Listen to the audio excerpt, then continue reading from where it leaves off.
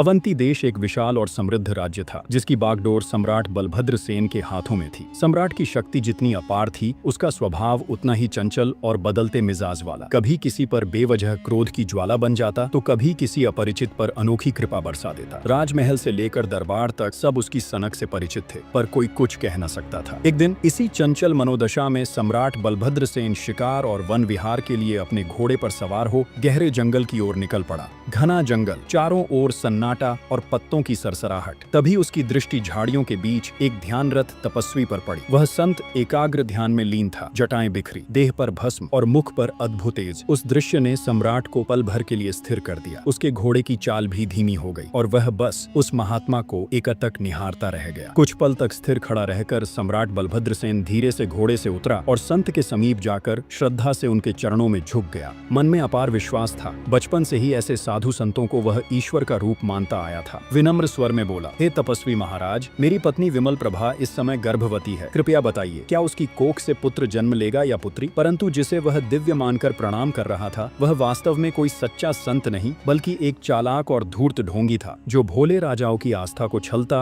और अवसर देख अपना स्वार्थ साधता। उसने धीरे धीरे आंखें खोली और होठों पर एक रहस्यमयी मुस्कान फैलाते हुए बोला, राजन, यह तो मैं निश्चित नहीं कह सकता कि तुम्हारी रानी पुत्र को जन्म देगी या पुत्री, लेकिन इतना अवश्य जान लो, यदि कन्या उत्पन्न हुई तो वह अकेली तुम्हारे पूरे राज्य को संकट में डाल देगी। संत की कठोर बातों ने सम्राट बलभद्र सेन के भीतर भय का बीज बो दिया था। जब तक वह जंगल से लौटा, उसके हृदय में बस एक ही विचार मंडरा रहा था, यदि पुत्री उत्पन्न हुई तो सब कुछ समाप्त हो जाएगा। महल पहुंचते ही वह सीधे रानी विमल प्रभा के कक्ष में जा पहुंचा। चेहरा कठोर, स्वर अग्नि सा तपता हुआ और रानी से कहा, रानी, एक बात गांठ बांध लो, हमारे वंश में पुत्र ही जन्म लेना चाहिए। यदि पुत्री हुई तो मैं न तुझे जीवित छोड़ूंगा और न ही उस बच्ची को। विमल प्रभा का चेहरा पीला पड़ गया, उसके रोंगटे खड़े हो गए। वह जानती थी, सम्राट बलभद्र सेन जब कुछ कहता है तो उसे निभाता भी है। उस दिन के बाद से रानी विमल प्रभा के मन में हर क्षण भय ही बस गया था। वह हर दिन ईश्वर से आंखें मूंद कर प्रार्थना करती, हे प्रभु, मेरी कोख से पुत्र का ही जन्म हो। यदि कन्या हुई तो सम्राट उसे जीवित नहीं रहने देंगे। उसके आंसू रातों को भिगोते और हर सुबह एक नई दहशत के साथ जागती। पर कहते हैं, सच्चे मन से की गई पुकार अनसुनी नहीं जाती। समय पूरा हुआ और रानी ने एक सुंदर स्वस्थ पुत्र को जन्म दिया। समाचार मिलते ही सम्राट बलभद्र सेन के चेहरे पर चमक लौट आई। वह गदगद होकर बोले, अवंतिका के सिंहासन को उत्तराधिकारी मिल गया। रानी के मन में भी राहत की लहर दौड़ गई। उसकी मुस्कान में कृतज्ञता थी ईश्वर के प्रति, जिसने उसकी कोख से पुत्र को जन्म दिया। वह जानती थी, यदि कन्या उत्पन्न होती तो न केवल उस मासूम की बलि दी जाती।